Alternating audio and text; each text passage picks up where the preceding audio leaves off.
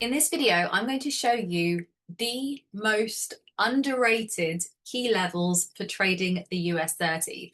So I'm a key levels trader on the US 30, and that means I'm looking for entries on key levels and I'm trading to the next key level.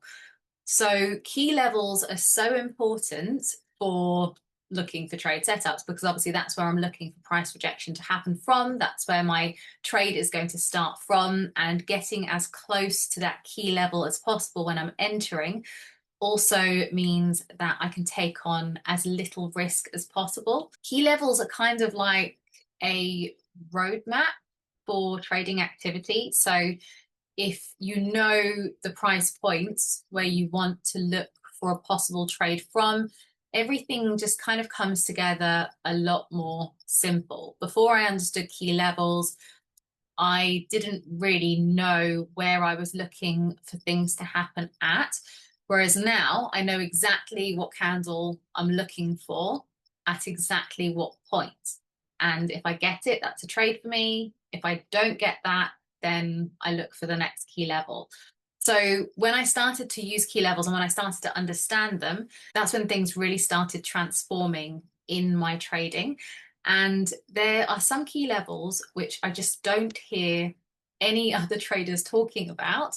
And I don't know why, because they are so good and you get such good opportunities from them. And actually, I think that these are even better than the obvious ones or the ones that we hear about all the time. So the ones we hear about all the time for trading the US 30 are things like London high, London low, previous session high, previous session low, yesterday's high, yesterday's low, today's open. So these are all great key levels, but the ones that I'm going to talk about are even better. We get even better opportunities from them, and they happen more frequently, they're higher probability, and you can take on even less risk. So if you're excited to learn, hit the thumbs up button before we get started. And if you want to see more content like this, or you're looking for help with your trading, or you're looking for a trading coach, then make sure to follow Trading Angel to stay up to date. Just first of all, before we get started, trading is extremely risky. You can lose all of the money that you put in, and you should always be really careful before trying anything new on a live account. So I would always recommend testing any new theory or idea on a demo account or a simulator. I'm also not telling you that you should be trading or saying how you should trade. I'm just letting you know what I find helpful for my trading. So we're going to look at this level here. Can you see that on this day, the market came up to this level at 130? So what this was actually CPI. So this was CPI in April. So I'm just going to change this to say CPI April high. So this is the highest point that the market reached when CPI came out. It also came down here to this point. Now, notice I don't have a label on this one because it actually came down to NFP December low. So what these are, I call them newsday levels, but I know that some traders call them bank levels. You can call them whatever name you like, but these are my absolute number one favorite key levels for high probability trade setups on the US 30. So you can see this as a great example already that this level happened, the low of NFP December happened 4 months earlier, and this is nearly the lowest point that this move made. So already we can see an example here, but we're just going to go across a few days time and just have a look at where we see the CPI April high. Can you see that a few days later, this was actually the point where we then had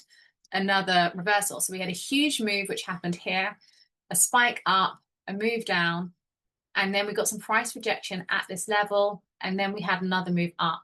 So if you knew to add in your newsday levels whenever you get them, so we're talking CPI high and low, NFP high and low, interest rate decision high and low, and also any other huge high impact news event like a black swan event, such as when Donald Trump imposed tariffs or when he started the war in Iran.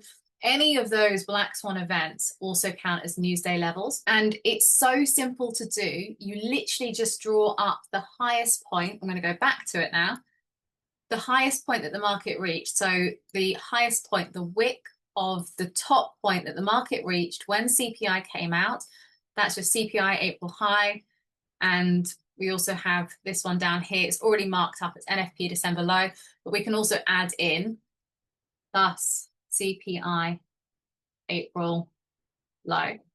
So now we know that this is a really strong newsday level. It's held twice over 4 months. And I always think of these levels when I'm drawing them on, they're not necessarily useful on the day that you're drawing them on. So when I marked up CPI April high, it didn't really do anything else on that day. But I always kind of think about it like I'm doing future me a favor. So at some point, we don't know if it's going to be next week, as it was in this case, or whether it's going to be 4 months later, as it was in this case. But these levels are so strong. And at some point, if the market comes back to this kind of price area, then these are levels that you are going to want to have on your chart so that you can start looking for possible rejection of them. So I hope you found this helpful. If you want any more information on this, or you're looking to become consistent as a trader and you want one-to-one coaching, then send me an email at info@tradingangel.co.uk.